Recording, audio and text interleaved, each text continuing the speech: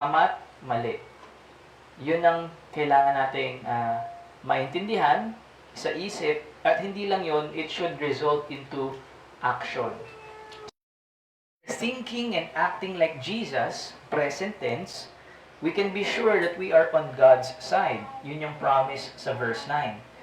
With emphasis on God being the source of our peace. Tulad ng sinasabi din sa verse 7. And that He approves, God approves, and will be with us in whatever circumstance. Yun naman yung matatagpuan ninyo sa verse 11 to 13. So, I'm just putting it together para makita nyo kung ano yung connection ng mga verses na ito at yung paano yung train of thought ni Paul gumagalaw at nagpo-progreso. Alright? So, according to James Thompson, okay, Paul assumes that his Gentile communities are living at the turn of the ages when God will act to ensure the obedience of the people. Thus, he gives moral instructions that he assumes the communities can keep. The just requirement of the law is fulfilled among his churches, according to Romans 8 verse 4. So, dito sa text na ito, Paul teaches that humans on their own are not capable of truly doing good, unlike Greek ethics that trust knowledge or Jewish views that see law-keeping as achievable. That's one thing that we need to be clear about. Hindi sinasabi ni Paul that we could be good on our own. At the same time, Paul, however, is very hopeful about believers because God, in the new covenant, puts the law in our hearts and empowers them by the Spirit to do His will. Ito yung, I think, kahinaan ng maraming tao because they don't understand na ano yung role ng good works or ethics sa Kristyanismo. To know what's right and wrong at gawin ito is not an issue of salvation. Ibig sabihin, hindi ka naliligtas kapag gumagawa ka ng mabuti. Alright? Ang issue ng Christian ethics at pag-alam at paggawa ng tama at mabuti ay ginagawa ng mga taong ligtas. Okay? Sapagkat nagagawa lang nila ito when they have been regenerated. Yun yung kailangan nating makuha na premise ni Paul at the onset. So Paul, although uses some Greek Stoic language, he does not depend on Greek ethics. His moral teaching comes mainly from the Jewish interpretation of the Torah, pero in an understanding of Christian thought. Okay? Kasi ang Christianity, nagmula yan sa Judaism, from the Jews. Pero ang Christianity ay yung pagbunga o yung tama at kompletong pagkakaintindi sa paniniwala ng mga Hudyo. So what you now know bilang Judaism is not actually the biblical Judaism. That is the premise. If you want to know biblical Jewish religion sa panahon ngayon, it's Christianity. Christianity is not a different religion from the Old Testament. Naiintindihan niyo ba to? Ito ay pagbunga. Ito na yung completion. Diba sabi ng Panginoon, I have come here to fulfill the law, not to abolish it. So, yun ang pinanggagalingan ni Pablo because he is a Jew, he was a Pharisee, but he is now the new covenant apostle, especially to the Gentiles. So again, may Greek ideas na involved sa pagtuturo ng mga hentil na Kristiyano, but these Greek ideas are only tools already adapted within Jewish thought. May sense po ba yung sinasabi ko? The reason why we say this is because, I don't know kung nagbabasa kayo ng mas masinsinan sa mga komentaryo or historical or rhetorical background ng teksto. Pero kasi, itong passage natin from Philippians 4 verse 8, very similar ito sa mga paniniwala o filosofiya ng mga Griego at pati ng mga Hellenistic Jews na nagsulat ng mga Makabebe, yung four Maccabees is particularly wisdom of Solomon, etc. And even Philo. That sort of thing. So, we want you to understand na itong mga tinuturo ni Pablo sa Philippians chapter 4 verse 8 is simply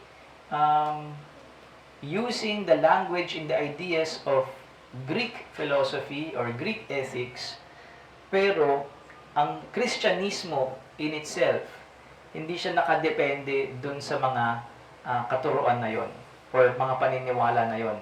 It's just that God, by His grace, allowed the world to understand itong mga ethics na to, itong mga tamang pag-uugali na ito, itong virtues na ito, even before the coming of Christ. Maliwanag? Yeah, so pag sinabi natin true, honorable, just, pure, hindi mo naman kailangan maging Kristiyano para maintindihan yung mga salitang to, di ba? Pero, binibigyan na ngayon ng unique standard and understanding ni Pablo itong mga common virtues na ito na present in all cultures, especially sa panahon ng mga Griego. May sense po ba? So kahit Pilipino ka, alam mo naman kung ano ibig sabihin ng true, di ba? Ng totoo. Ano ibig sabihin ng honorable, etc. Pero kung anong nalalaman mo bilang hentil, bilang pagano, bilang unbeliever, hindi yon exactly o yung the fullest understanding or ideal na dapat nating maintindihan as a Christian. Maliwanag po ba? Ibig sabihin, kapos. Kapos yung pagkakaalam ng mundo pagdating sa mga virtues na ito. At kung gusto mong makuha yung kompletong pagkakaintindi, the real sense of these virtues, you have to look at Christ and the apostolic teachings. Does that make sense? Okay, so now we can think. Can we all say think? Think. Bagay na nagpahirap dito sa passage na ito kung paano ito i-interpret and i-apply is yung sinasabi ni Paul na whatever. Whatever is true, whatever is honorable, whatever is just, whatever is pure. Bakit siya nagpapahirap sa interpretation? For me, kasi pag sinabi mong whatever is true, you are not actually helping me define the word. You are basically saying, kung ano man yung alam mong totoo, isipin mo yun. Kung ano man yung alam mong honorable, yun na yun. Eh yun nga yung tanong eh, ano ba yung dapat na alam natin about truth, about being honorable, about purity, so that we can think in the right way. Does that make sense? Kung hindi mo alam yung definition ng salita, paano mo siya iisipin? Right? So, that's the reason why it's quite technical and difficult to interpret the passage. It's not because wala tayong idea about truth. The issue is, ang dami nating alam tungkol sa truth, honorable and purity, pero baka mali. And most likely mali. Kung tayo ay unbeliever, or ginagamit lang natin yung experiensya natin, o yung ating nalalaman sa ating past life. Right? So we have to understand these terms and define them in a biblical sense. Kasi Kristiyano tayo eh. We don't just accept any kind of description patungkol sa truth, pagiging honorable and pure, and the rest of the virtues here in Philippians 4 verse 8. Right? So, Paul commands us to think. Sa Griego, logizeste. Okay? Or logizo. Yun yung root. Yung logizeste, ito na yung verb, present tense, middle voice, na imperative. Second person plural. Yan. Ano ibig sabihin niya mga yan? Sa Greek grammar, or sa English grammar, ano ibig sabihin ng verb? action. So, pag sinabing think, mag-isip, merong action na gagawin. Siyempre, gagawin may action, di ba? And, ang pagsasabi ni Paul ng think o ng action na pag-iisip is a command, imperative. Ibig sabihin, inuutusan tayo, God is commanding us through the word of Paul to think. So, sabihin mo nga sa katabi mo, think. Think. Hoy, mag-isip ka nga. Ganun. Basically, ang pagiging Kristiyano ay pag-iisip. Ang Kristiyanong hindi nag-iisip, hindi lalago. Ang taong hindi nag-iisip, baka hindi maging Kristiyano. At ang Kristiyanong hindi nag-iisip, posibleng hindi lalago. Ito ay taliwas dun sa paniniwala ng karamihan na pag Kristiyano dapat Holy Spirit, emotion, passion, feelings, etc. Ang Holy Spirit po ay hindi ganoon kumilos. Ang Holy Spirit, kung naalala niyo sa Gospel of John, ay naririyan to give us peace by helping us to remember and teaching us the word of Christ, di ba? So, to think is something that Christians are commanded to do. And it is in the middle voice. That means walang gagawa nito para sa'yo. Hindi yung pastor, hindi si God. Ikaw ang mag-iisip para sa sarili mo. Albeit, ito ay sa tulong ng Diyos at ng simbahan. Pero ikaw ang mag-iisip. That means you are responsible. Maliwanag? And then again, it's a present tense. So that means continuous thing. So if you're gonna translate it in broken English, be thinking. Parang gano'n ang sinasabi niya. Be thinking always. Present tense. So, hindi siya mag-isip ka ng isang araw, bukas hindi ka na mag-iisip. Nag-isip ako ng Sunday, so break na kasi Monday na. Hindi na ako mag-iisip. Nakakapagod eh. Pag Kristiyano ka, you're always thinking. And Paul is saying that ang pag-iisipan natin ay yung mga virtues na sinasuggest niya o sinasabi niya plainly.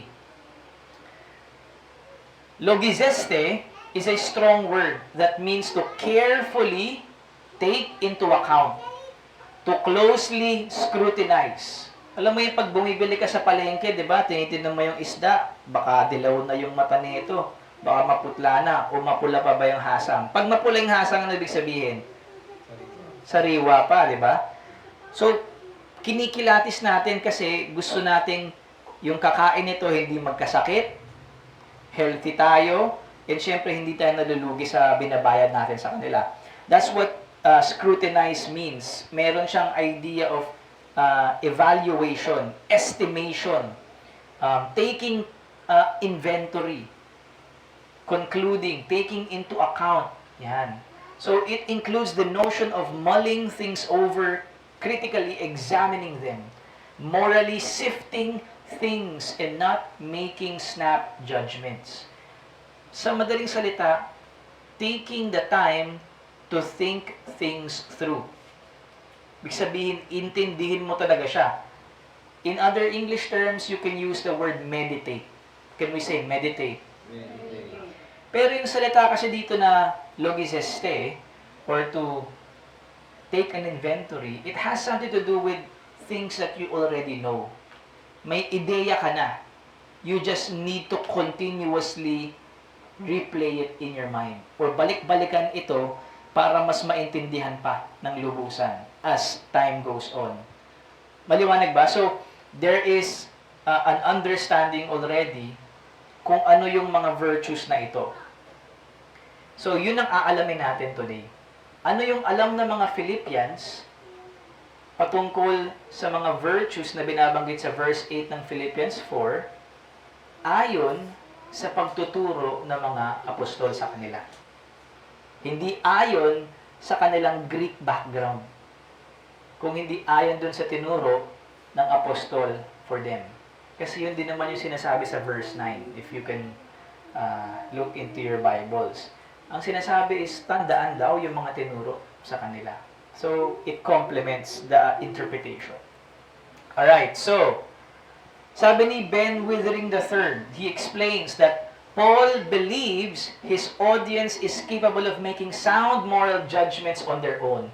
And so he is trying to train them to have the critical tools by providing good examples so they can be mature enough to make their own choices without having to constantly be commanded or cajoled to do this or that.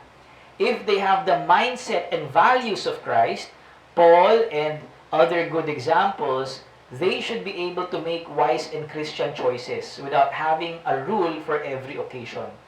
Paul treats his audience with respect, as he wants them to be mature Christian persons who don't constantly need correction or even hand-holding. And tugma ito sa kalagayan ng Missions Bible Church. I treat you as mature Christians now, especially yung ilan sa atin na matagal na sa ating membership at talagang nagpapakita rin naman ng fruits. Hindi lang yung mga nabigyan ng award, okay? But I see you as capable. Tulad ng pagtingin ni Pablo sa mga simbahang kanyang pinagsisilbihan, I see you as a capable Christian. Kasi number one, nasa yung Holy Spirit ni God, tama ba? So that makes you capable of obeying God, making sound moral judgments. And I want you to be trained. Basically, yung pagtuturo ko, yung method ko, at yung content na tinuturo ko, hindi lang ngayon, is actually to train you in such a way that you will copy or mimic the way I think or the way I get to the answers that we are looking for. Huwag nyo lang isipin yung tinuro ko, pansinin nyo rin paano natin na-achieve kung ano yung natutunan natin. Yung method, ika nga. So I'm giving you not just something to think about, I'm giving you a way to think. Does that make sense? Yun din ang gusto ni Paul para sa kanyang mga simbahan. I don't want you to depend on me or anybody else. I want you to depend on the Word of God and the Holy Spirit who is in you, so that you will always be growing, maturing Christian persons na hindi na kailangan palagi na magtanong o utusan pa. Umiiral ka na sa sarili mo by the leading of the Holy Spirit, tested by the Word of God. Maliwanag po ba? Yeah. Does that something na gusto nyo rin for yourself? Are you encouraged and motivated to hear what we have presented today? I hope so. This will be very beneficial for you and sa inyong families and to your ministry and most of all, sa inyong personal relationship with Christ. Lalo na this January, wala nga tayong physical gathering. Kaya this is a very timely message. Kasi kahit wala ako doon, you have the Holy Spirit with you. Tama? And you have the Bible with you. So, kakayanin mo o hindi? Kakayanin. Amen. So, simula tayo dun sa salitang true. Can we all say true? Yan. Bibilisan natin ito. Pag sinabing true, ito yung pinakaunang virtue or ethic na nasa listahan. Pag sinabi natin true, dalawang ibig sabihin nito, either fact or reality. Pag sinabi natin fact, sa Tagalog, ito yung totoo. Sa English, true, real. Ito yung most common understanding of what the word true means. Pag sinabi natin reality, sa Tagalog, tunay. That means genuine or authentic. It has something to do with one's intentions, di ba? Or yung kalidad. Pag sinabing totoo or true, factual. Pag sinabing tunay or genuine, it has something to do with the quality. So, ano naman ang sinasabi ng Biblia regarding the word true? Ito daw ay galing sa salitang aletheis. It's a Greek term that means true, obviously, and pertains to being in accordance with fact. Tulad ng sinasabi natin kanina, sa Tagalog, totoo. In accordance with fact. True of things, especially that which is spoken. Yung totoong sinasabi, o yung sinasabi mo, totoo. O yung sinusulat mo, totoo. Maliwanag? Yan. In accordance with the actual state of affairs, conformable to an essential reality. Ibig sabihin, pag may sinabi ka, If we test it, meron tayong evidence or observable na tama yung sinasabi mo. Kaya pag sinabi natin na ang Pilipinas ay isang first world country. Kunyari lang, yun ang naisip ko. First world country. Masasabi ba natin totoo yon o hindi, yung statement na yon? Hindi. Because we can see, we know exactly how our lives are. Okay, so, hindi siya in accordance with the actual state of affairs. Hindi siya conformable to an essential reality. Okay? It also refers to truthful or truthfulness when we tell or we are disposed to tell the truth according to Merriam-Webster. Pag sinasabi natin in accordance, linawin ko lang, it means agreement. Nag-a-agree ka ba o yung sinasabi mo sa katotohanan ng realidad, the state of affairs? And pag sinabi natin conformable, it is compliant. Consistent ba yung sinasabi mo sa katotohanan? So, Jesus says, okay, punta na tayo sa examples, sa mga biblical references natin. Jesus says his testimony is true. That's our number one example. What Jesus said, okay, is true. Because his reason is he seeks to do the will of God the Father. And because he is not alone in bearing witness about himself. There are others who testify about him. John the Baptist, who everyone acknowledges as a prophet of God. So again, ang claim dito ni Jesus is what he says is true. Okay? And we're going through these verses kasi ito yung mga verses na kung saan ginagamit yung actual na salitang aletheis. Okay? So that's in John chapter 5, verse 30 to 32. Sabi ng Panginoon, I can do nothing on my own. As I hear, I judge, and my judgment is just, because I seek not my own will, but the will of him who sent me. If I alone bear witness about myself, my testimony is not true. There is another who bears witness about me, and I know that the testimony that he bears about me is true. Yeah, so importante yung truth. And whatever Jesus said, according to him, is true. Jesus once again says and teaches the people something authoritative about himself. Pansinin niyo palagi yung tinuturo ni Jesus is not about somebody else. He's teaching the people about himself. Okay? But his opponents often challenge the credibility of his teachings because of the same reason. Because he's teaching something about himself. Ang dating para sa kanila, binibida ni Jesus yung sarili niya. Kaya nga ang kaso ni Jesus is blasphemy. The Pharisees protest that Jesus is not telling the truth. Sabi ni Jesus, I am the light of the world. Whoever follows me will not walk in darkness but will have the light of life. So the Pharisees said to him, you are bearing witness about yourself. Your testimony is not true. Jesus answered, if I do bear witness about myself, my testimony is true. Focus lang tayo sa salitang true. We're not really focusing on ano yung passage na to is about. We're focusing how the word true is being used. Okay? So, here, we see the same argument for truthfulness of Jesus' testimony. Again, the people who heard the teachings of Jesus and saw his miracles remembered what John the Baptist, the prophet of God, spoke about Jesus. And they concluded that everything Jesus said was true. And because they understood that what Jesus said was true, they also believed in him. Sabi sa John 10, Jesus went away again across the Jordan to the place where John had been baptizing at first, and there he remained. And many came to him and they said, John did no sign, but everything that John said about this man was true. And what did they do? They believed in Jesus because he was true. But how did the people come to the conclusion that Jesus was the actual Messiah? Because of what John the Baptist said about him. They said it was true. Whatever John the Baptist claimed about Jesus, it was true. Because they saw it with their own eyes. So yung testimony ni John the Baptist and what they saw, nagtugma, nag-complement. Kaya it is true. And this is exactly what the apostles also did. And this is the testimony of the gospel writers as we can read here from John 19.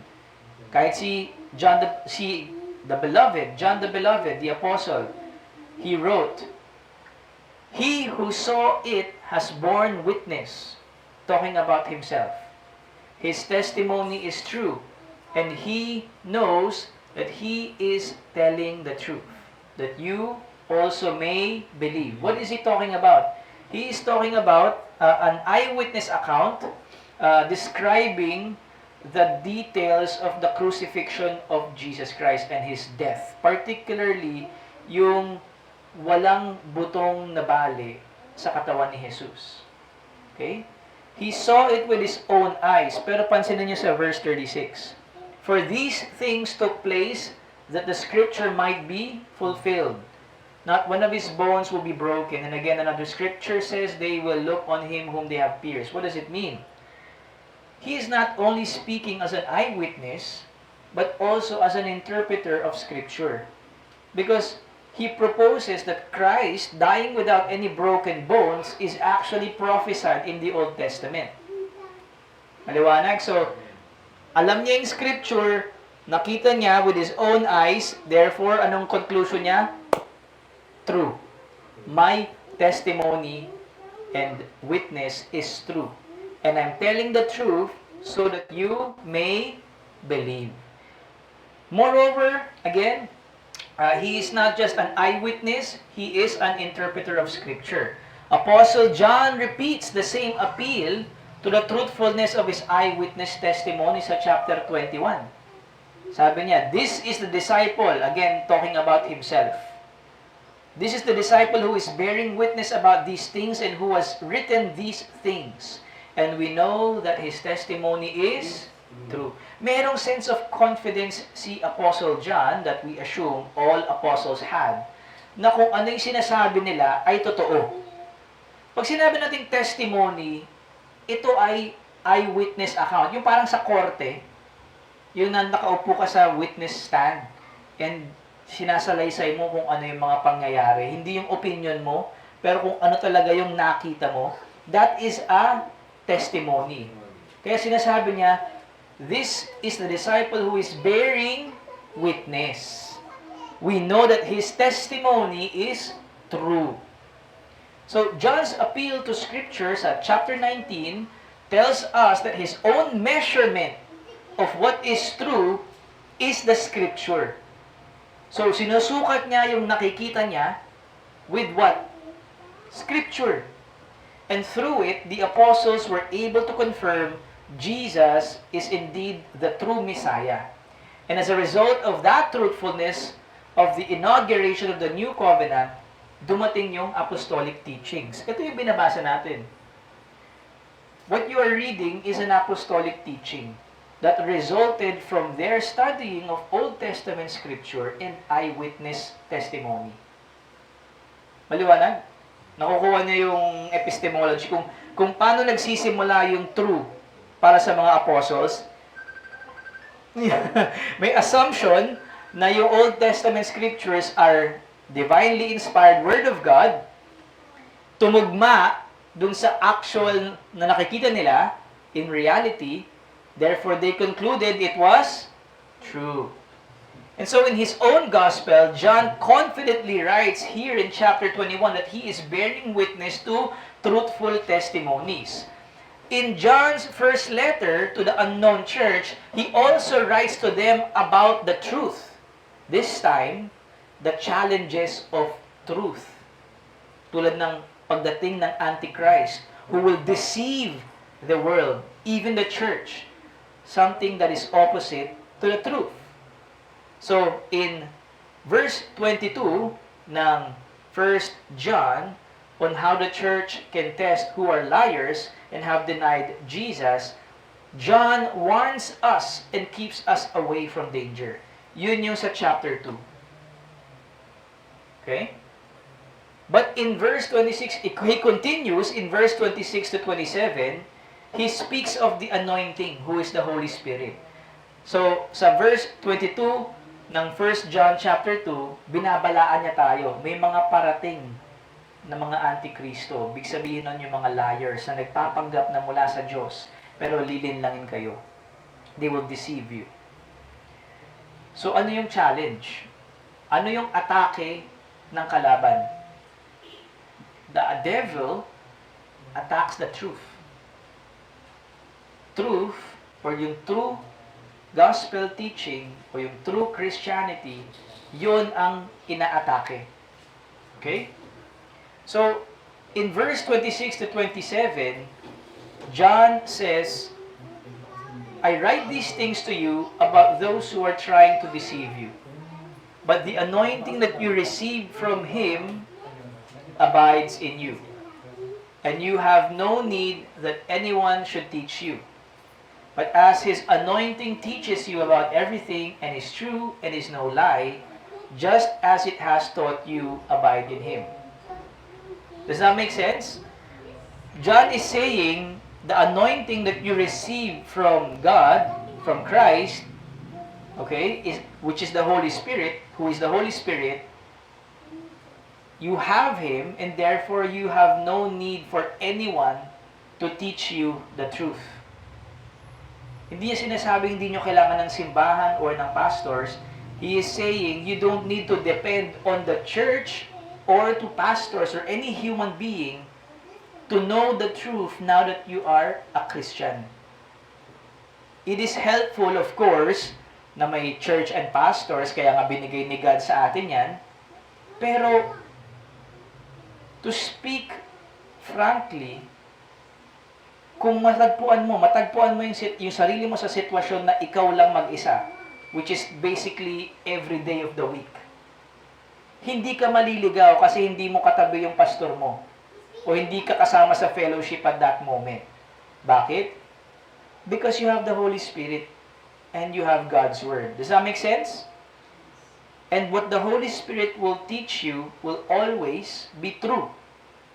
Okay?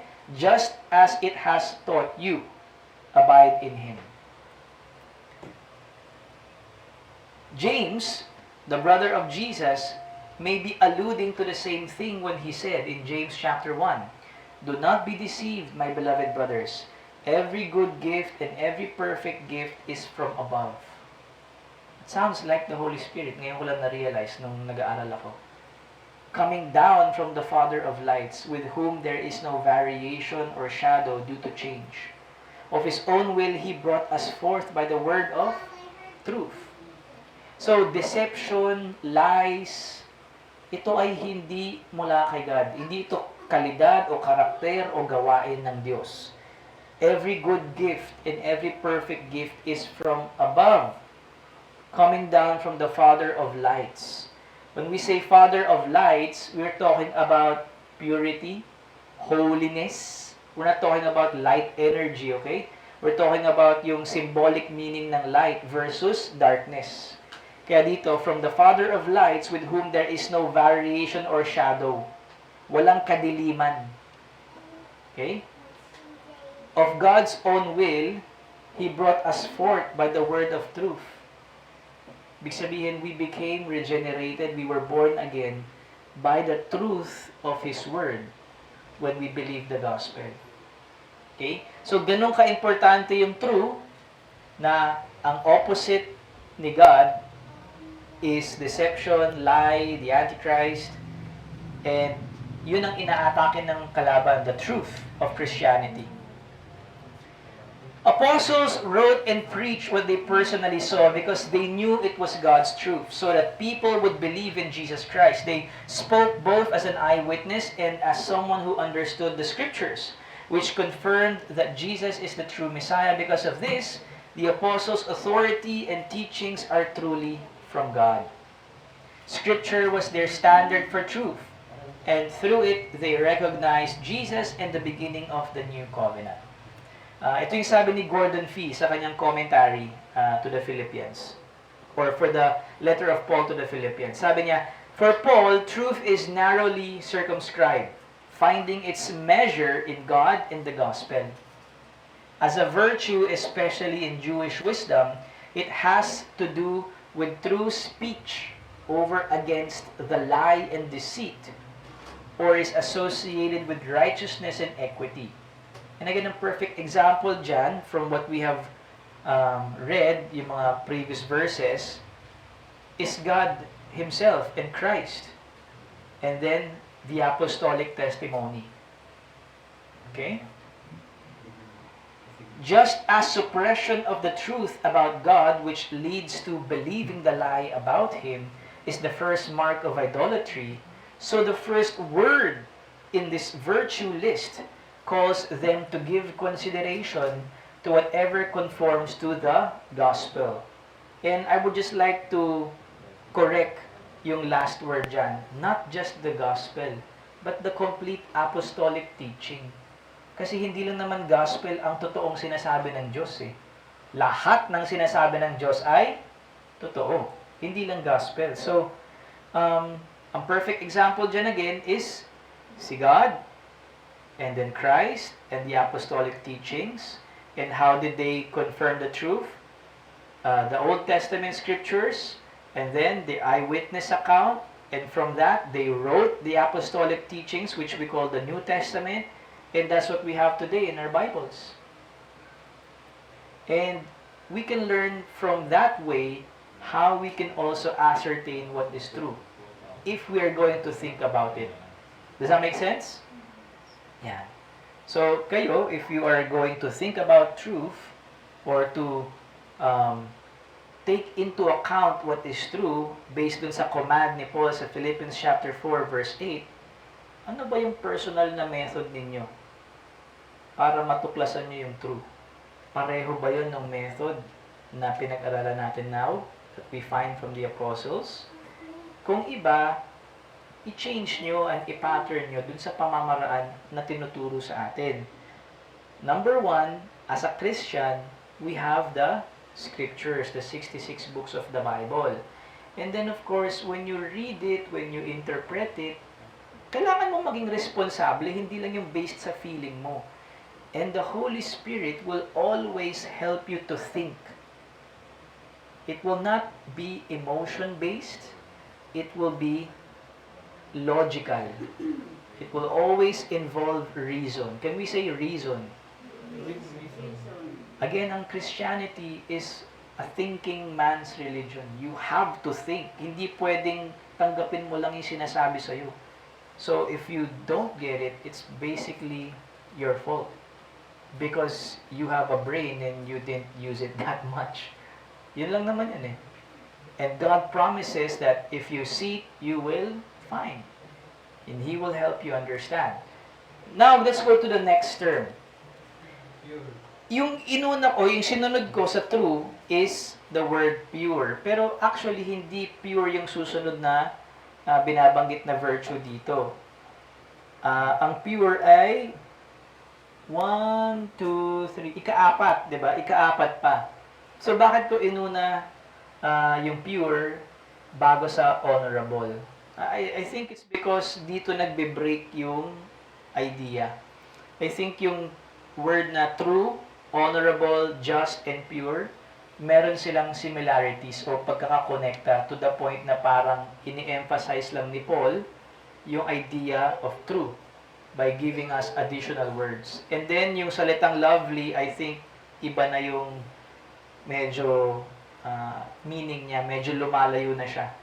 Pero konektado pa rin. So, inuna ko yung pure. Kasi sa opinion ko, wala namang masama kung unahin ko yung pure. And second, the logic is, kung totoo ka, that means, hindi ka peke. At pag hindi ka peke, pure ka. Tama? So, yun din ang matatagpuan natin as we define the word pure. Ang salitang pure can be moral or spiritual. Sa Tagalog, malinis, dalisay, pwede ring walang dungis, or walang bahid ng kasamaan. If you recall sa 4KG natin, di ba, ano yung character ni God? Holiness. How do we understand holiness? Divinely unique and morally pure. Kasi wala siyang bahid ng kasamaan o kasalanan o kadiliman. So when we use the word pure, it could be again a spiritual sense or moral sense. Pero, on a practical sense, pwede rin itong maging innocent or sa Tagalog, inosente. Practically walang sala. Kumbaga, nagkahulihan, di ba? Kunyari, checkpoint. Tapos sabi ng pulis, ano tong dala mo? Nasa sachet. Kung ano man yun. Drugs yan, ganyan. O may armas ka, ganyan. Eh, wala ka naman talagang dala. Naplantahan ka lang pala. So, ang posisyon mo doon sa sitwasyon na yun is, wala akong kasalanan, sir. Inosente ako. Diba? That's what we mean when we say innocent. Yeah. Sa Biblia, ito ay hango sa salitang Griego na agnos. Okay? At tuklasan ko lang din sa pag-aaral ko na yung salitang agnos, yun yung origin ng pangalang Agnes. Okay? Pag sinabing agnos, it means holy. It is a cultic word or a religious word. And originally an attribute of the divinity and everything belonging to it. So, in general speaking, ibig sabihin, holy. Agnos is holy or pure. Depende sa konteksto. It could be used for persons regarding yung mga wise persons. Of course, in the Bible, it is applied to Christ and then the apostles. Sometimes, again, it means innocent or chaste, especially sa mga kababaihan. Yung purity ng kababaihan in reference to their sexual purity. It could be of things, everything, conscience, love, one's person, or being, o yung body niya, o yung wisdom niya. So, ito yung mga references natin na titignan natin in the Bible, how the word agnos is used. But, before that, ang sabi ni Gordon Fee naman in describing the word pure, it means what had been sanctified for the temple was considered pure. Pag sinabing sanctified, yung isinangtabi for religious purposes. Kagaya ng pagiging Christian, di ba? Ang salitang saint, hango sa salitang Griego na hagios. So, it is us being called holy ones. Ganon din yung idea ng agnos. It means you are sanctified for the temple and you are considered pure. Along with the related word holy, it soon took on moral implications.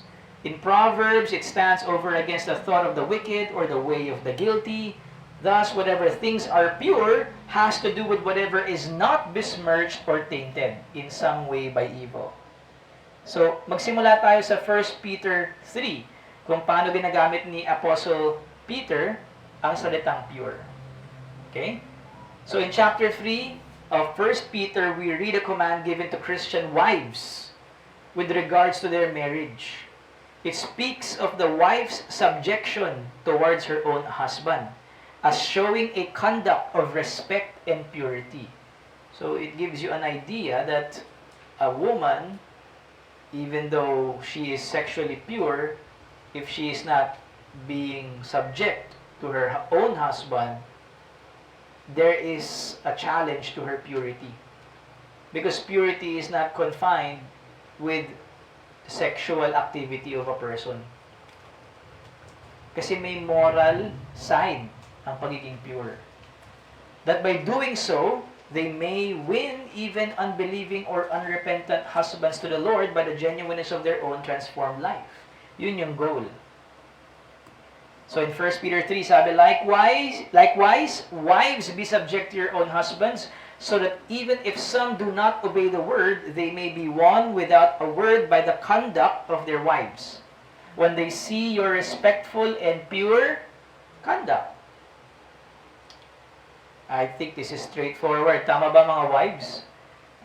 Respectful and pure conduct is put together here to complement each other in relation to their subjection or pagiging submissive wife.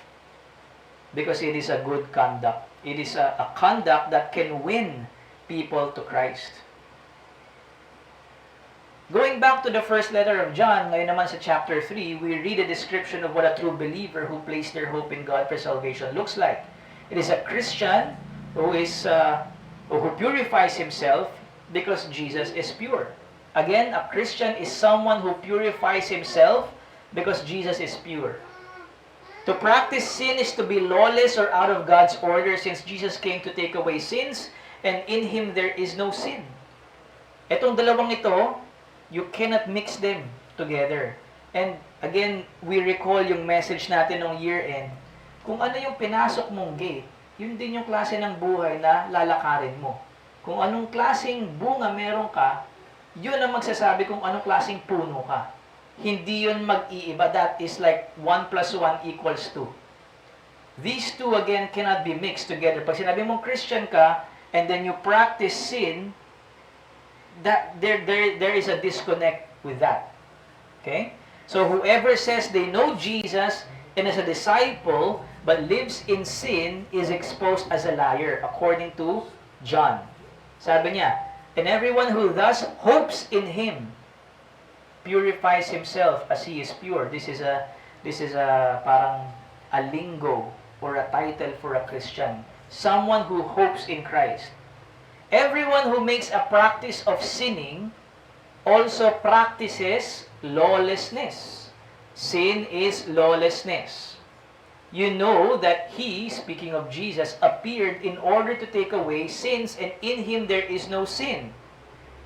No one who abides in Jesus keeps on sinning. No one who keeps on sinning has either seen Him or known Him.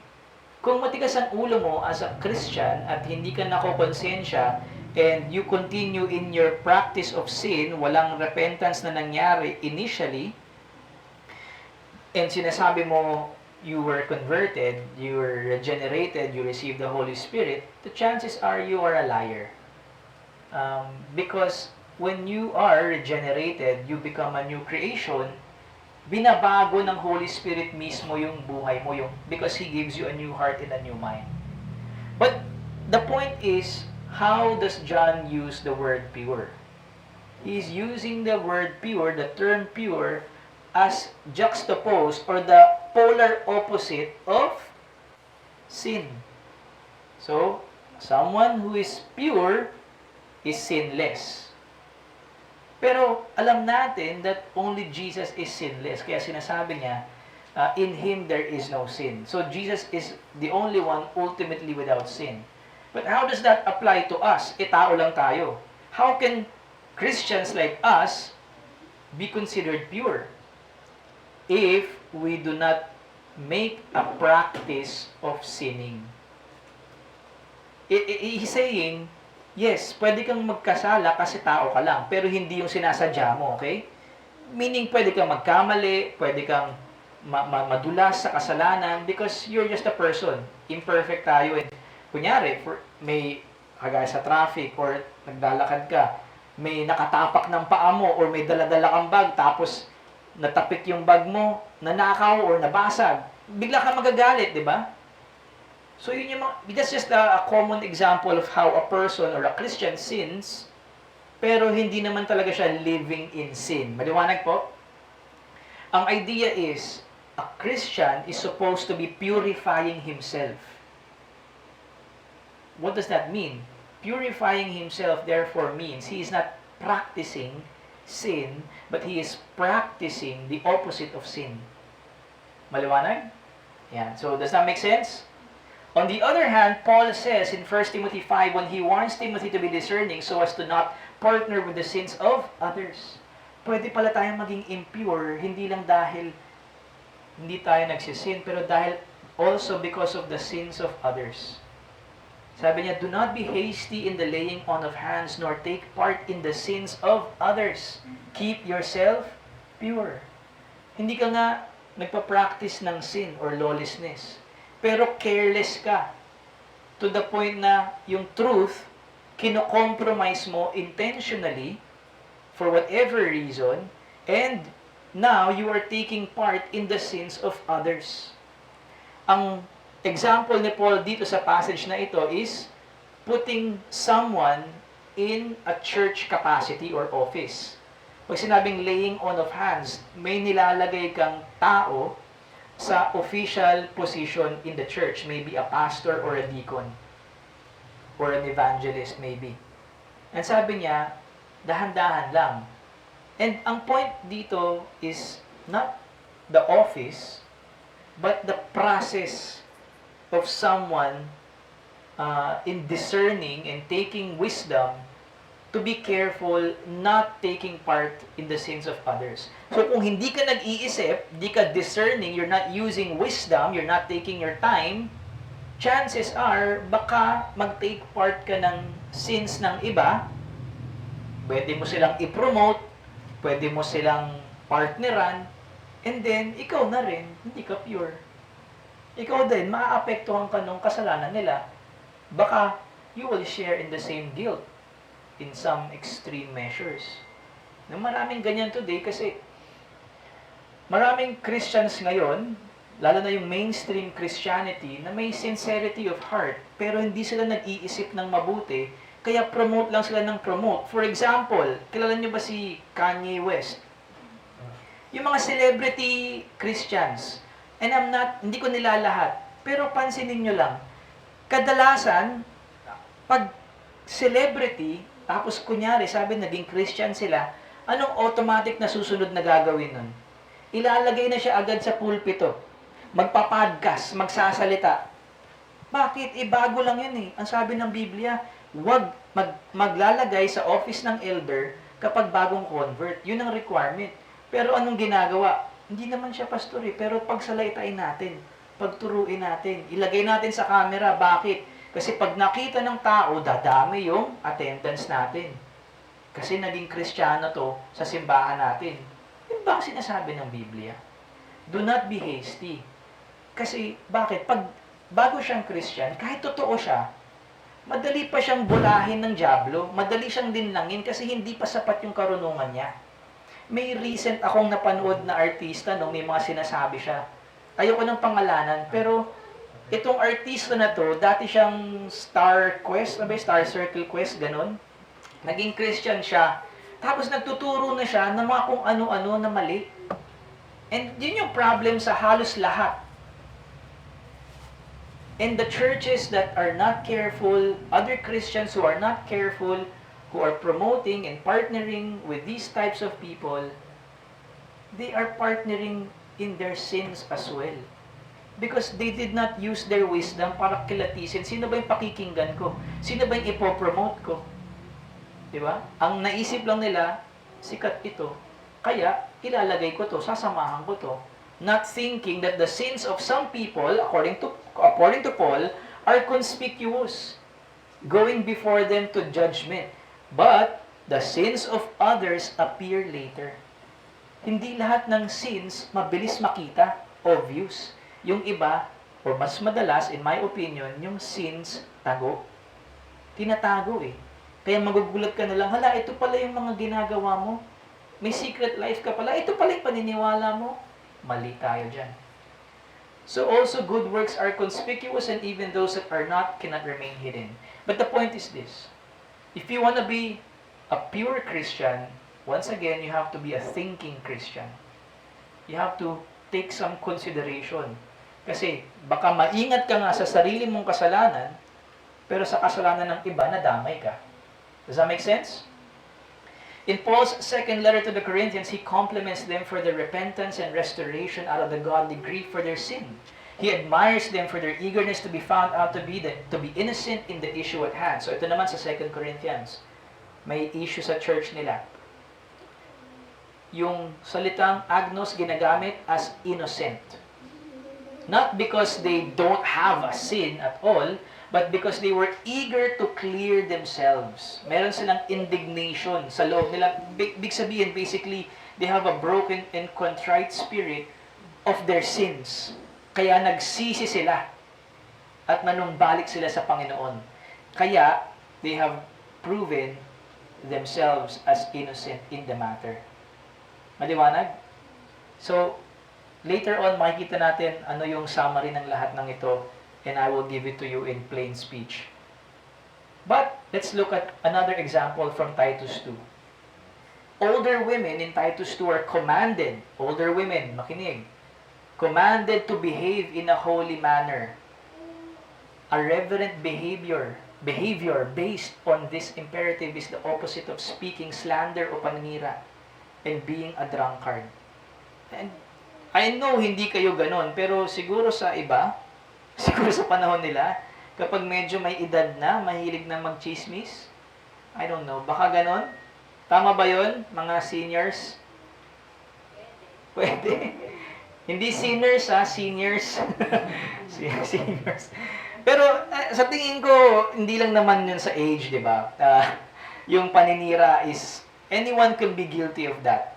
Pero sa kanila, may problema sila of being drunkards. Sa panahon nila, yung mga older women nila ay manginginom. Kakaiba.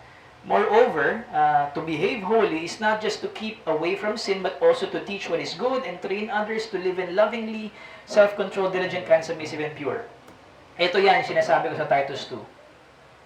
Reverent in behavior. So, sa mga older women natin dito, you have to consider yourself na nakikita ng maraming tao. So, be careful na you are reverent in behavior.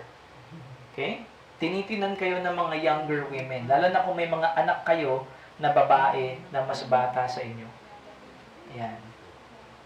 Si Loli exempted na. Exempted na. Ay, hindi pala pwede exempted. Yan. So, be reverent in behavior. Example niyan, huwag kang maninira, huwag kang lasengga. Ituro mo yung mabuti. Train young women. And what will you teach them?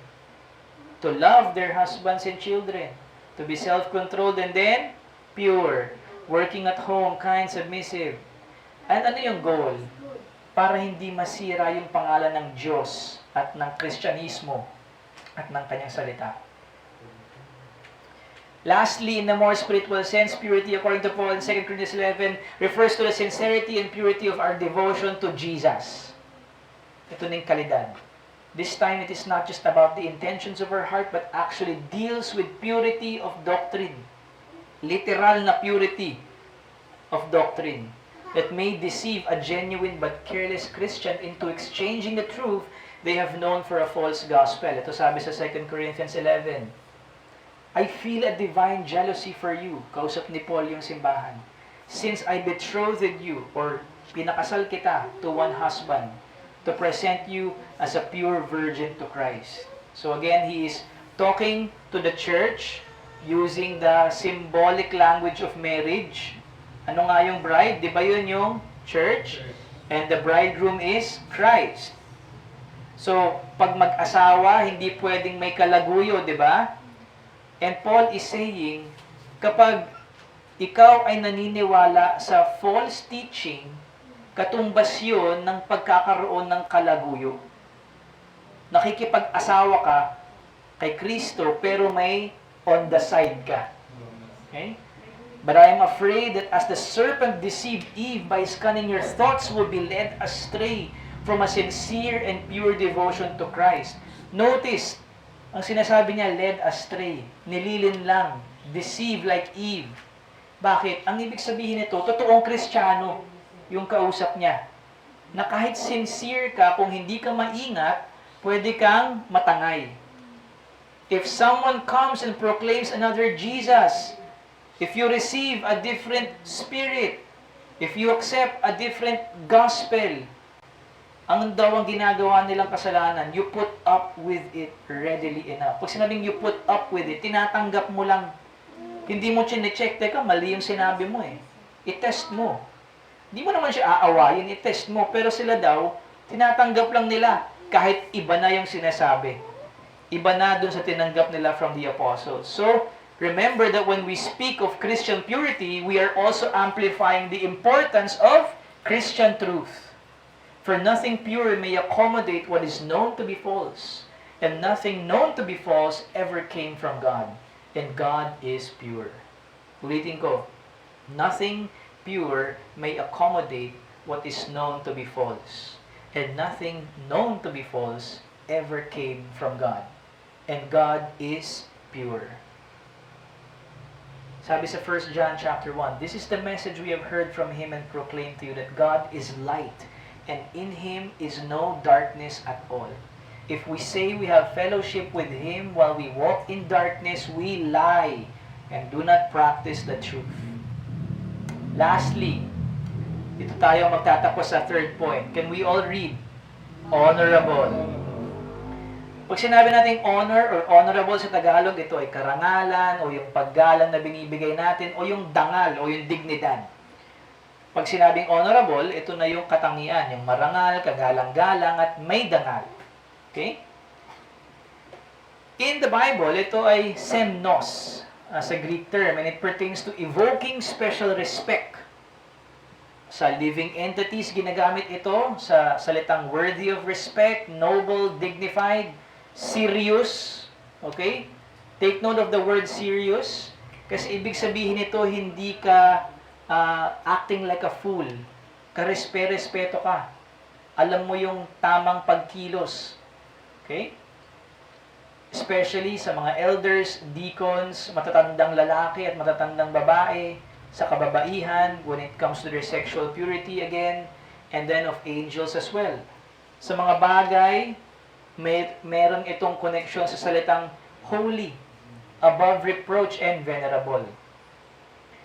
Yung pagiging honor or honorable as a manner or mode of behavior, it indicates one is above what is ordinary, and therefore worthy of special respect. Kapag ang isang tao extraordinary, karespe-respeto siya. Okay? As long as yung pagiging extraordinary niya ay hindi tungkol sa kasamaan. Okay? When we say extraordinary, it has something to do with ethics or morality.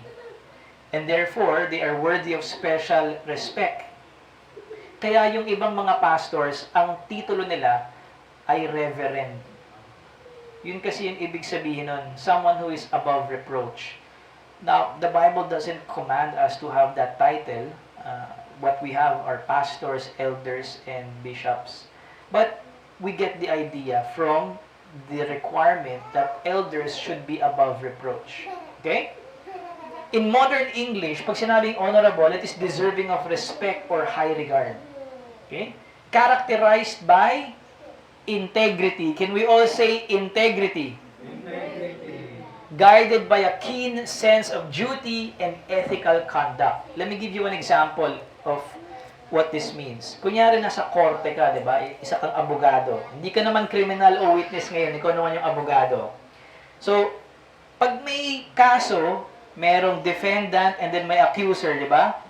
Tapos you wanna say something, gusto mong mag-object or mag-interrupt. Ang tawag mo sa judge is, pag sabi mo, objection, your? Okay. Paano kapag corrupt yung judge? Sasabihin mo sa kanya. Di ba? Kasi, bakit mo siya tinatawag na honorable? Or why do you call him your honor? Because we assume that to be in a position of a judge, you must be what? Ethical. You have integrity. Hindi mo ibebenta yung hustisya to the highest bidder. Kaya sa Kongreso, yun din yung titulo. Diba? Kagalang-galang, distinguished gentleman. Bakit? To be in that kind of position, especially handling the law sa Senate, you must have integrity. So kapag yun ang posisyon mo, pero kurakot ka, karumal-dumal yun. Because you're supposed to be upholding ethics, morality, and integrity. Justice. Tama? But again, Christians are commanded to think of these things.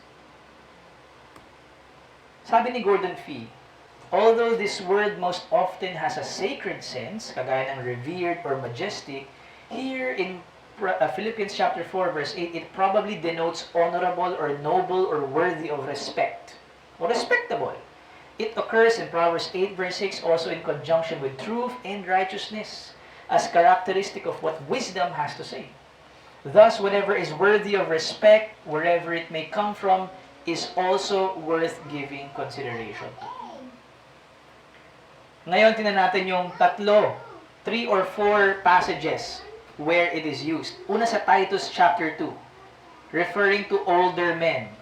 Wala yung older man natin today, pero siguro ang pinakamatandang lalaki dito ay ako ngayon. Tama? Older men are to be sober-minded. Sabihin, hindi lasenggo. Dignified. And then, of course, self-controlled. Pag sober-minded, may control. May sound in faith. Ibig sabihin, may tamang doktrina. In love and in steadfastness. Pansinin niyo yung word na show. Show yourself in all respects. Connected yan sa dignified. Show yourself in all respects to be a model of good works. Okay? And in your teaching, show integrity and dignity. So, yung pagiging dignified or having dignity and integrity, according to this passage, has something to do with the public eye. It's shown in the way you carry yourself in all respects or in everything that you do. Especially as it is seen by the public. Kaya show yourself. Hindi niya tinuturuan tayo na maging hypocrite na pag nasa labas kayo, mag-ayos kayo, pero sa bahay gawin nyo kahit ano. He is saying na kung ano kayo sa loob ng bahay ninyo, sa loob ng puso ninyo, mas lalo na kapag nakikita na kayo ng ibang tao. Kasi pwede na kayong makaapekto ng iba negatively. Right? So, when we speak of being honorable, merong itong connection with how the people perceive you or how the people may perceive you. It's not dependent on the opinion of others, but it is connected to you giving them the right information to judge you. In a way na they cannot accuse you of anything na masama if they would be honest. Does that make sense? So if someone would be honest in describing who you are just based on what they see sa buhay mo, ask yourself, will they call you dignified or will they call you like a fool? That man is immature. That man is a fool. He doesn't even know how to do these things and this and that. That man has no self-control. He's not sober-minded. He's not a model of good works. He doesn't know what true teaching is. Ganyan. So, may connection yan sa pagiging dignified. In Paul's instructions to Titus, we see dignity in agreement with sobriety, self-control, and sound doctrine with the addition of love and steadfastness. By using the term show, we confirm that to be dignified has something to do with public perception as a result of how we relate to others and express ourselves in the sight of others. As a Christian, to be dignified is to be a model of good works to others and teaching what can be called pure Christian truth with honesty, without compromise of content or of intentions. Ulitin ko ha, to be dignified has something to do with Christians modeling their good works to others. Hindi pakitang tao, but you are really living it out. Hindi lang naniniwala ako dito, pero isinasabuhay ko rin yung paniniwala ko. With honesty. No compromise of content and of intentions. Sabi naman sa 1 Timothy 3, verse 4, 8-11, elders must manage his own household well with all dignity, keeping his children submissive. Deacons likewise must be dignified. And then, sa verse 11, their wives likewise must be dignified. So, elder, deacons, at yung asawa ng deacon. They must all be dignified. It doesn't mean na sila lang, pero lalo na kapag nasa posisyon sila or asawa sila ng isang leader. Once again, in Paul's requirements for elders and deacons, at the top of his list is dignity. Dignity in managing your household well. Mga tatay, mga nanay, are you managing your household, your family with dignity? Are you discipling your own children with dignity? Dignity in the way they are to relate, or you are to relate, and serve the church, and keep yourselves from losing self-control in the same way that wives are expected to carry the same honor that is expected of leaders. Why is this important? Kasi nga, the public eye. Ikaw yung leader eh. Ikaw yung asawa ng leader eh. And when they look at you, when they hear you speak of these things, this is how you are, etc. We're not saying maging peke ka or itago mo yung nararamdaman mo and not ask for help. Pero, the weight is there na kailangan mong hanapin yung right time and way to do it. Because you have a name or a title to protect. And that is not even yours. It is the name of Christ. Maliwanag po ba? So, to be dignified according to this passage seems to refer to being orderly and responsible in our heart, words, and actions, and to know and operate according to what is pure and true. Know and operate, ibig sabihin, think and act, that keeps one's human value. Pansinin niyo yun, ha? Know and operate according to what is pure and true sa pamamaraan that you are upholding and keeping human value. Naiintindihan mo ba ang kahalagahan ng buhay ng tao? I think, isa yan, gagaya nga nung kanina sa fellowship, I shared to you, no? Parang sumasama na ng sumasama yung mga tao ngayon, yung mga Pilipino ngayon sa panahon natin. Like, and I'm not criticizing the government, pero logic kasi yun eh.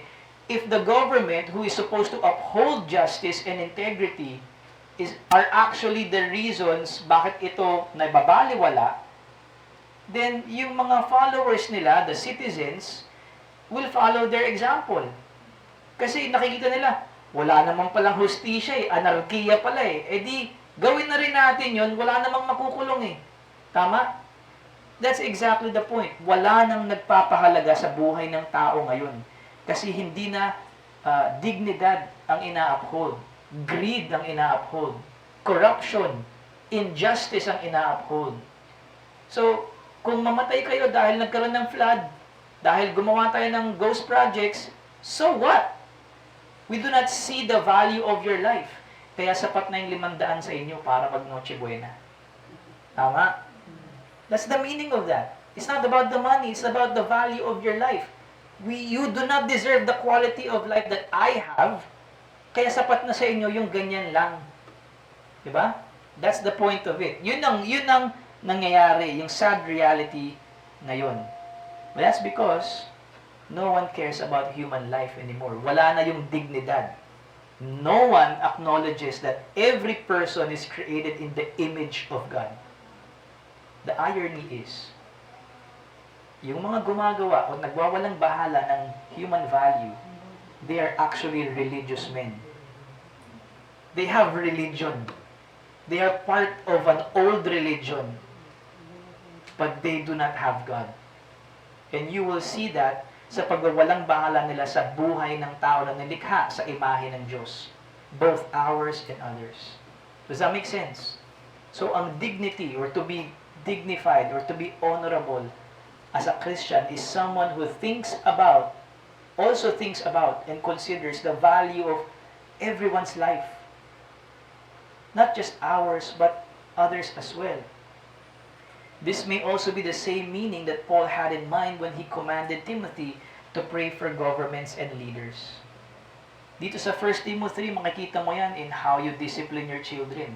Paano mo disiplinahin yung anak mo? How do you keep them submissive? Tinatrato mo ba silang hayop? Pinagmumura mo ba? Sinasaktan mo? Binubugbog mo? Or, may pagtuturo? Yes, may palo. Kailangan yon. Pero, do you treat them with respect? Discipline ba to o paglabas na lang ng galit mo? May diferensya yun eh. Kaya nga sabi sa atin, fathers, do not provoke your children. How do you provoke your children when you don't disciple them or train them with dignity? When you don't use the rod with dignity? When you don't build a relationship with them, you don't treat them as your children when you do that. When you don't spend time with them, you don't teach them the Word of God. Ganun din. in connection to ourselves. That's why we need to pray for leaders. Sabi, first of all, then I urge that supplications, prayers, intercessions, and thanksgiving be made for all people, for kings and all who are in high positions. Whether they are believers or unbelievers, we pray for the government. We pray for the kings, our presidents, etc. Everyone who is in authority. We pray for their benefit, but you know what else? Kasi tayo rin, we will also be blessed by it.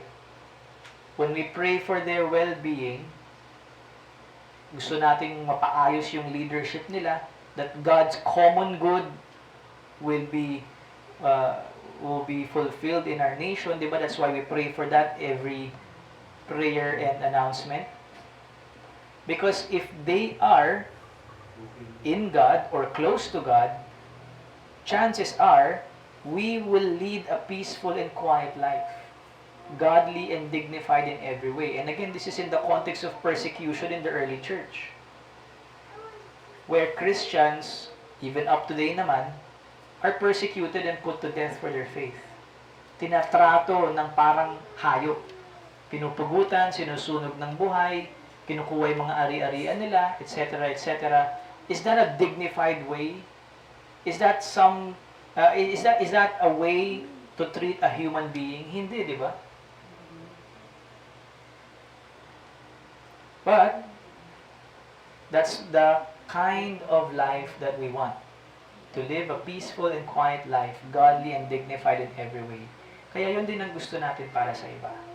But the point is, ang pagiging dignified or honorable for a Christian is ay pagkakaroon ng tahimik, mapayapa, at buhay na sumasang-ayon sa Diyos. Ito yung mga katangian ng isang buhay na may dignidad. Tahimik, mapayapa, at sumasang-ayon sa Diyos. To be an honorable man is to live a peaceful, quiet life in accordance to God's will that branches out of purity rooted in truth. So, ito yung pastoral reflection natin sa ating pagtatapos. Exactly 1 hour lang. Kilala nyo ba kung sino nasa picture na yan? I'm sure hindi. Hindi niya pa yan panahon eh.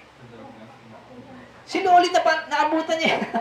Naabutan ni Loli yan. Oo, 1940s to eh. Naabutan niya yan. Douglas MacArthur. Naabutan ni Loli yan pero hindi niya na maalala, I'm sure. Pero that guy is Sergeant Jose Calugas. Pilipino yan. Okay? Tropa ni Loli. Sergeant Jose Calugas. So, bigyan ko lang kayo ng background. Bakit siya yung nandyan sa slide natin? Yes, he is a soldier. Sargento siya. So, he joined the Philippine Scouts at the age of 23. It was a special unit comprised of Filipinos who would serve under the occupying American forces. Diba kasi under tayo ng mga Amerikano noon. He went to training camp sa ibang bansa and I think it was in Oklahoma and was assigned to the 24th Artillery Regiment of the Philippine Scouts and estasyon siya sa Pampanga. Okay? He was actually awarded the Medal of Honor during the war against the Japanese forces. And ito yung ginawa niya. Bakit siya inawardan ng Medal of Honor? Okay, so sa Bataan Province in Kulis, January 16, 1942, a battery gun position was bombed and shelled by the enemy until one gun was put out of commission and all the cannoneers were killed or wounded. Alam niyo yung battery gun, yung malalaking baril na pang baril ng eroplano o ng tangke. So nasira daw yon lahat and then nasira yung isa tapos namatay lahat or nasugatan yung mga sundalo nag-ooperate ng baril na yon. Si Sergeant Calugas, a mess sergeant of another battery, sa ibang lugar siya, he voluntarily went there without orders. At alam niyong ginawa niya, tumakbo siya ng 1,000 yards. Wala nagsabi sa kanyang gawin yun. Ginawa niya yun 1,000 yards kasi nalaman niya yung nangyari sa part ng Bataan na yun. 1,000 yards across the shell-swept area to the gun position. Pag sinabing shell-swept, ibig sabihin may bombahan doon, may barilan doon. There, he organized a volunteer squad. Gumawa pa, hindi lang siya mag-isa parang Rambo. Nag-organize pa siya ng squad na mag-volunteer which placed the gun back in commission and fired effectively against the enemy. Although the position remained under constant and heavy Japanese artillery fire. Napagaanan niya. Tapos na-atake pa niya yung Japanese. Pero unfortunately, natalo sila. But that was deserving of the Medal of Honor according to the U.S. Army. So, on February 24, 1942, ginawad itong award na ito, pero hindi na ibigay sa kanya. Bakit? Kasi nga natalo sila ng Japanese. So, basically, they were prisoners. He was actually part of the Bataan Death March. And he survived. Okay? Only with the liberation of the Philippines did Calugas receive his Medal of Honor. That was in April 30, 1945. So, na-awardan siya 1942, na-receive niya yung award 1945. After ng mga pinagdaanan niya, including Bataan Death March. Then after the war, in 1947, he was assigned to the 44th Infantry Regiment and serving occupation duty in Japan, Okinawa. So, what's the point? What am I trying to point to us? Katandaan nyo kasi diba nung year-end, ang pinag-usapan natin is entering the narrow gate and walking the hard way to life. As a Christian, nakapasok na tayo when we placed our faith in Christ. Now, God commands us to walk in the hard way of life. And I think Sergeant Jose Calugas, although hindi naman siya Christian and this is not a Christian example, this is something na could represent or illustrate to us what our Christian walk would look like. And although God does not command us to operate a battery gun and shoot at enemies, God commands us to think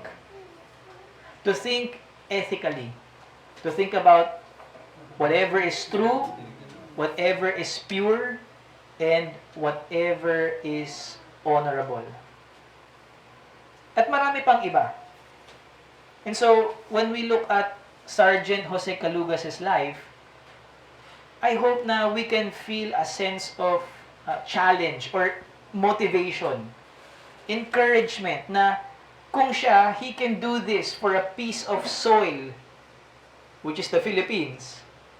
Would you not do something more honorable or more brave or bold than this for your soul, for the people around you, for their souls, for salvation itself, and for the glory of God in bringing the gospel to everyone, and most importantly, again, for your own salvation? I think wala nang mas importante pa doon. Do you agree? Would you be as brave as Sergeant Jose Calugas in not killing people or fighting in a war, but in living and thinking for God in the right way? So, ito yung reflection natin as we close. As we consider lahat ng observation and interpretation natin of the passages that we read. Una sa lahat, pagdating sa true. So, what is true? Thinking whatever is true. Alamin muna natin anong ibig sabihin ng salitang true bago tayo makapag-isip about it. So, God's will and words are always true. Yan ang una nating example. Christians who take truth into account, speak, and live in line with God's truths. Everything we say about God and Christ must be truthful because what God reveals, especially about salvation, is always true. Jesus spoke and acted in truth, and only what comes from God is worth believing, teaching, and obeying. Like the apostles, God has also given believers the Holy Spirit, who lives in us and teaches us the truth. Because of this, the church today can stand firm against false teachers and heresies, knowing that God's truth is preserved through Scripture and the Spirit of God present in us as long as we remain in Christ. Pagdating naman sa purity, to think on purity is to meditate on God's truths and follow God's commands with sincere intentions that seek the good of others. Purity is the opposite of sin. Christ's purity is absolute, but for us, it is the conscious effort to avoid sin, even that which is not naturally ours. Purity is also connected to being free from guilt, fault, or accusation by repentance of sin and restoration to God. Moreover, it is a disposition and behavior with the glory of God, His Word, and the Christian faith in mind. Since Christian purity points us to God's holiness, it also highlights the importance of pure doctrinal truth, for God is light, and in Him there is no darkness at all. And finally, sa ating pagtatapos, what is honor, or what is an honorable Christian? An honorable Christian is someone who sets an example through good works and teaching through Christian doctrine with honesty and without compromise. It is to be orderly and responsible in the way we carry ourselves, guided by what is pure and true.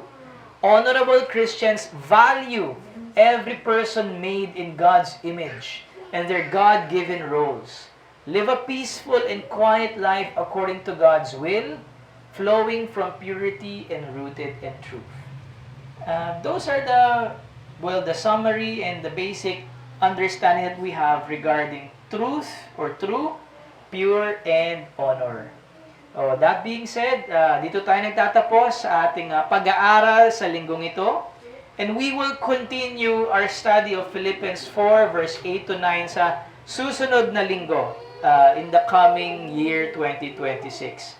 For now, I hope na natutunan nyo kung anong ibig sabihin ng true, pure, and honorable, so that you can take into account these things, and as a result, you can act upon it, lalo na sa ating sabbatical leave for the month of January.